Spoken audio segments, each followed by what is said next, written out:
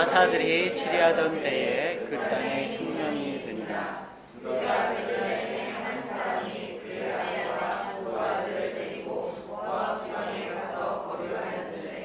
오늘부터 룻기에 대해서 여러분과 말씀을 나누려고 합니다. 룻기의 배경은 1절에 나오는데요. 사사들이 치리하던 때라고 나옵니다. 이 사사들이 치리하던 때는 이 사사기를 말하는데요. 사사기 앞에는 여호수아서가 있고요. 여호수아서 앞에는 출애굽기가 있습니다. 사사기 때가 어떤 때냐라는 것을 여러분들한테 잠깐 설명을 드리려고 해요. 이스라엘 사람들이 이집트에서 탈출을 합니다. 모세가 이스라엘 사람들을 데려 나와서 바로 가나안 땅에 간 게 아니에요. 시내산이라는 곳으로 갑니다. 이스라엘 사람들과 하나님이 시내산에서 만납니다. 계약을 맺어요. 이 약속의 내용이 정말 중요합니다. 이 내용이 구약 전체 처음부터 끝까지 모든 내용이에요. 잘 들어보세요.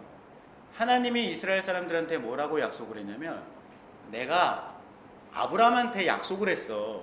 아브라함한테 가나안 땅을 주겠다고 약속을 하고, 네 자손들, 그러니까 네 아들이 이 땅에서 계속 살 수 있도록 해줄게 라고 내가 아브라함한테 약속을 했거든. 아브라함이 거기서 계속 살다가 이삭을 낳았지. 근데 그 이삭의 아들이 바로 너네야. 이스라엘 사람들이야. 그래서 나는 아브라함에게 약속한 대로 너희들을 가나안 땅에 살 수 있게 해줄게. 지금은 광야에 있지만 광야에서 가나안 땅까지 가는데 엄청나게 많은 어려움들이 있어. 많은 나라들도 있고 너네들이 거기까지 가는 것을 싫어하는 사람도 무지하게 많아. 그런데 내가 너희들을 잘 인도해서 가나안 땅에 갈 수 있도록 해줄게. 그리고 그곳에서 살 수 있도록 내가 도와줄게. 내가 너희들의 하나님이 돼서 너를 인도하고 가나안 땅에 살 수 있도록 해줄게. 이게 아브라함과의 약속이야. 나 이 약속을 너희들한테도 지키고 싶어. 내가 너희들의 하나님이 되어준다 라고 약속을 해주셨어요. 이게 하나님이 이스라엘 사람들에게 한 약속입니다. 근데 이 약속을 듣고서 이스라엘 사람들이, 네, 그러면 저희도 하나님께 약속을 할게요. 하나님께서 우리를 잘 지켜주시고 돌봐주신다고 하니 저희도 하나님의 말씀을 잘 듣겠습니다. 하나님이 이거 하지 말아라 그러면, 그건 하나님이 싫어하시는 일이구나, 안 하겠고요.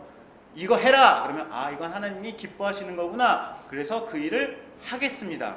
저희가 하나님의 말씀에 순종할게요. 저희는 하나님의 백성이 되겠습니다 라고 약속을 합니다. 하나님께서 이 약속대로 광야에서 이스라엘 사람들을 인도해서 가나안 땅으로 들어갑니다. 이 가나안 땅에 들어갈 수 있게 해준 사람은 여호수아예요. 하나님께서 여호수아를 통해서 약속을 이루시는 거예요. 가나안 땅에 정착을 합니다. 이때부터가 사사기입니다. 그러니까 하나님께서는 약속을 지키셨어요. 광야에서 무사히 가나안 땅으로 가고 가나안 땅에서 살 수 있도록 도와줄게 라고 약속을 했는데 그 약속을 지키셨어요. 그 약속을 지키셨으니까 이스라엘 사람들도 어떻게 될까요? 하나님과의 약속을 지켜야죠. 하나님의 말씀을 잘 듣겠습니다, 하나님의 말씀에 순종할게요 라고 하는 약속을 지켜야 됩니다. 그런데 이 이스라엘 사람들이 약속을 지켰을까요? 안 지켰을까요? 가나안 땅에 가서 이 사람들이 어떻게 살았나? 이게 사사기 21장 25절에 나옵니다. 그때 이스라엘 사람들에게는 왕이 없었습니다. 그래서 사람들마다 자기가 하고 싶은 대로 했습니다. 하나님의 말씀대로 살지도 않고 자기가 하고 싶은 대로 했다는 거예요. 그런데 왕이 없었대요. 근데 이게 무슨 얘기냐면, 그렇게 하면 잘못된 거야, 그렇게 살면 안 돼 라고 지도해주고 가르쳐주는 지도자가 없었다는 얘기예요. 오늘 사사들이 치리하던 때에 흉년이 들었다고 하는데요. 사실 그 당시에는요, 흉년이 흔했어요. 농사과학기술이 발달하지 않고 비료가 없었기 때문에 몇 년만 농사를 지으면 땅의 영양분이 고갈이 돼서 곡식 수확이 감소했습니다. 축정이들만 자라게 되죠. 축정이들을 갈아엎으면 다시 땅에 영양이 생기고 그 다음에는 농사가 잘 되는 거예요. 여기에 비가 얼마나 적절하게 오는지에 따라서 수확량이 달라지는 거죠. 요즘에는 큰 저수지를 만들고 화학 비료를 사용해요. 매년 풍년이 드는 것이 불가능해요. 어떤 때는 풍년이 들었다가 어떤 때는 흉년이 들었다가. 지금 과학기술이 발달되고 비료를 주는데도 그렇단 말이에요. 그런데 사사시대에는 오죽했겠어요? 풍년이 들었을 때에 이 하나님의 지혜를 가진 사람은 흉년을 대비를 해요. 지혜는 어디에 담겨 있냐면 하나님의 말씀에 담겨 있는 거예요. 레위기 25장 4절을 보겠습니다. 그러나 7년째 되는 해에는 땅을 쉬게 하여라. 그 해는 여호와를 위해 쉬는 해이니 너희는 땅에 씨를 뿌리거나 포도원을 가꾸는 일을 하지 마라.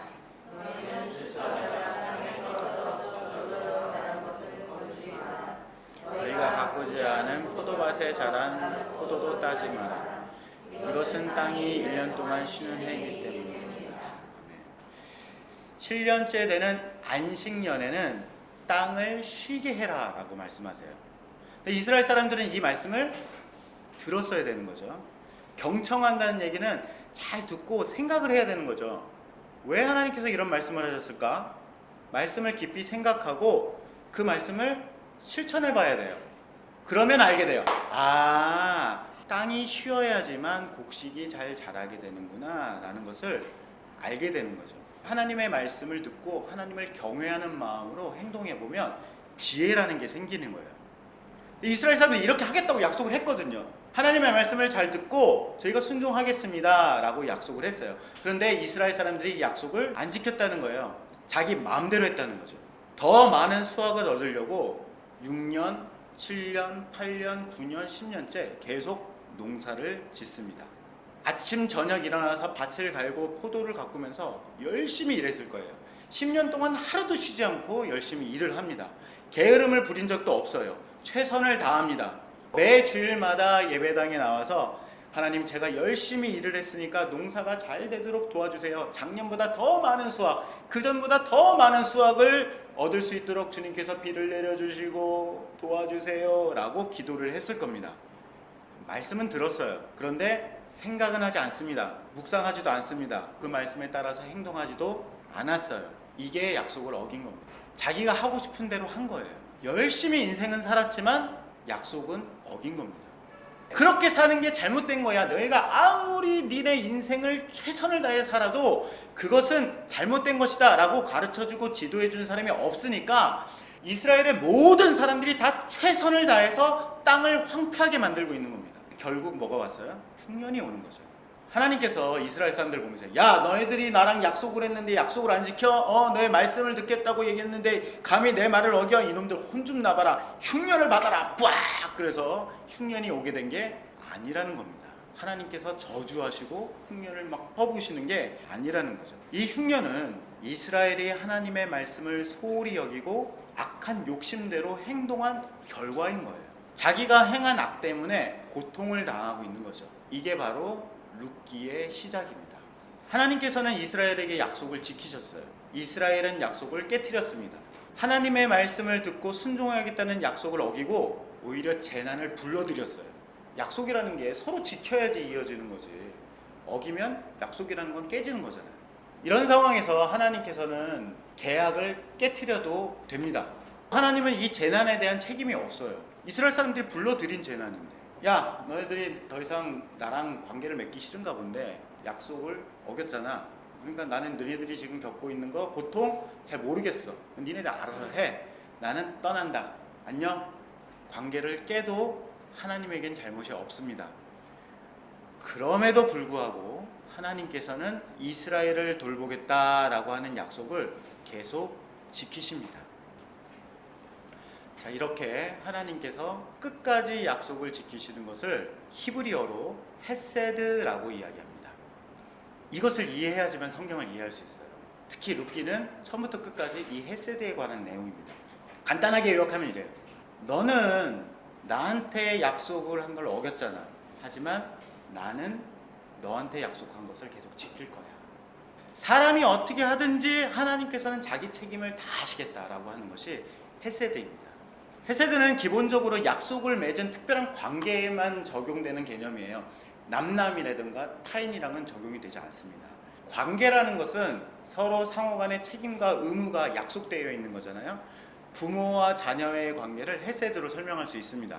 부모는 자녀를 돌보겠다 하는 책임이 있고요. 자녀는 부모에게 순종해야겠다라고 하는 의무가 있죠. 그런데 자녀가 부모에게 순종해야 되는데 부모 말을 듣나요? 반항합니다.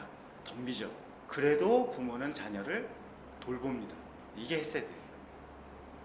반대로 부모 같지 않은 부모 많아요. 자녀를 돌봐야 되는데 자녀를 버립니다. 그런데 자녀는 부모님을 찾고 싶어서 당신은 나의 어머니입니다, 아버지입니다 라고 끝까지 부모를 돌보는 자녀들도 있습니다. 이것도 헤세드라는 거죠. 이것을 주제로 한 이야기가 있어요. 이게 바로 탕자의 비유죠. 헤세드가 부부 관계에도 적용이 됩니다. 남편과 아내는 서로 사랑하기로 약속이 돼 있어요. 그런데 남편이 가장 노릇은 안 하고 주색 잡기에 가정 밖으로만 돕니다. 그런데도 아내는 아내로서의 자리를 지키죠. 반대로 아내는 남편 알기를 돈 벌어다 주는 노예로 대하고 있어요. 그런데 남편은 성실하게 가족을 부양합니다. 이것이 헤세드예요. 이것을 주제로 쓴 성경이 있는데 그게 바로 호세아서입니다. 상대방이 어떻게 하든지 상관없이 나는 믿음직스럽게 충성을 다하겠다라는 것이죠. 이 헤세드를 성경에서는 신실하심이라고 번역을 합니다. 성경에 신실이라는 말이 나오면 이 헤세드라고 보시면 돼요. 근데 하나님은 도대체 왜 이렇게 헤세드를 사람들에게 베푸시는 걸까요? 여러분들도 그거를 마음으로 느끼시고 계신 분이 있을 거예요. 왜 아내는 철없는 남편을 끝까지 챙기는 걸까요? 왜 부모는 말 안 듣는 자녀라도 끝까지 돌보려고 하는 걸까요? 왜 그렇습니까? 사랑하기 때문에. 헤세드는요, 야, 다른 사람들은 뭐 더러워도 나는 선비처럼 내 갈 길을 간다, 이런 태도가 아니에요. 나는 의로운 길을 가야지 라고 해서 내 의로움을 위해서 행하는 행동이 아닙니다. 이런 건 헤세드가 아니에요.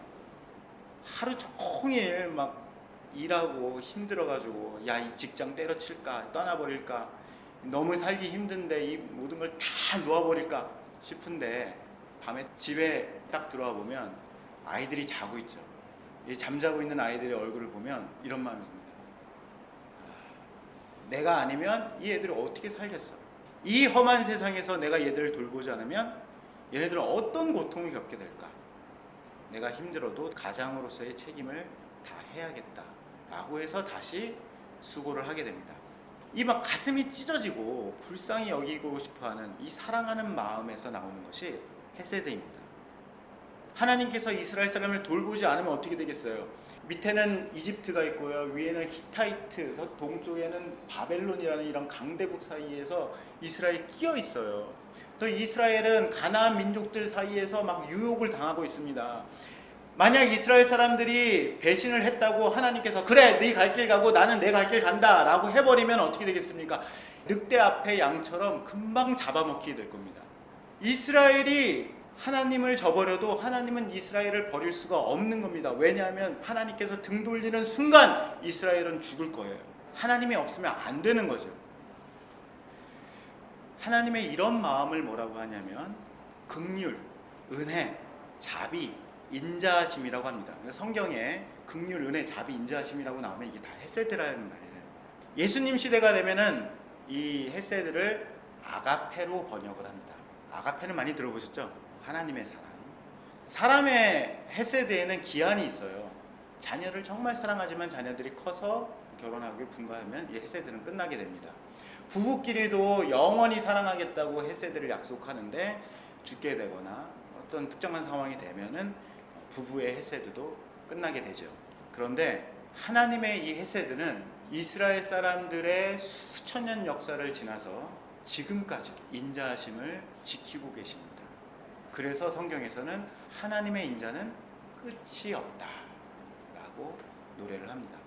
사랑하는 성도 여러분, 오늘부터 룻기 말씀을 나누려고 해요. 룻기는요, 어느 한 가정이 완전히 다 망해버려요. 이 헤세드에 의해서 다시 회복이 되는 내용입니다.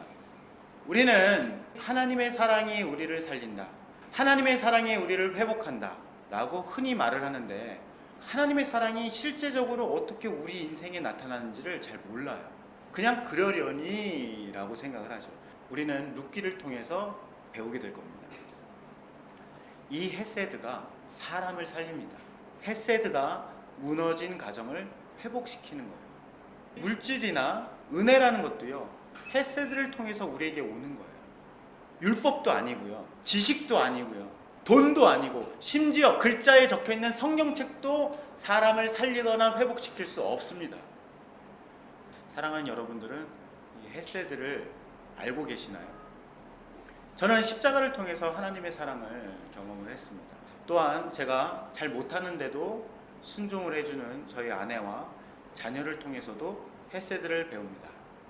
요즘에는 새로운 차원의 헤세드를 느끼고 있습니다. 우리 천국을 나타내는 교회는요, 여러분들에게 많은 것들을 못 드립니다. 하지만 여러분께서는 교회를 사랑해주고 계십니다. 곁에 있는 형제들과 관계 속에서 사랑의 책임을 다하고 계세요. 저는 예전에는 위대한 설교나 아름다운 찬양이 교회를 회복시킨다고 생각했거든요. 그런데 지금은 그렇게 생각하지 않습니다. 여러분들의 헤세드가 여러분들이 옆에 있는 형제 자매들에게 가지고 있는 그 관계 안에서 책임을 지고 사랑해주는 그 헤세드가 교회를 회복시키는 것입니다. 여러분들의 가정이 하나님의 인자와 자비가 충만하기를 축원하면서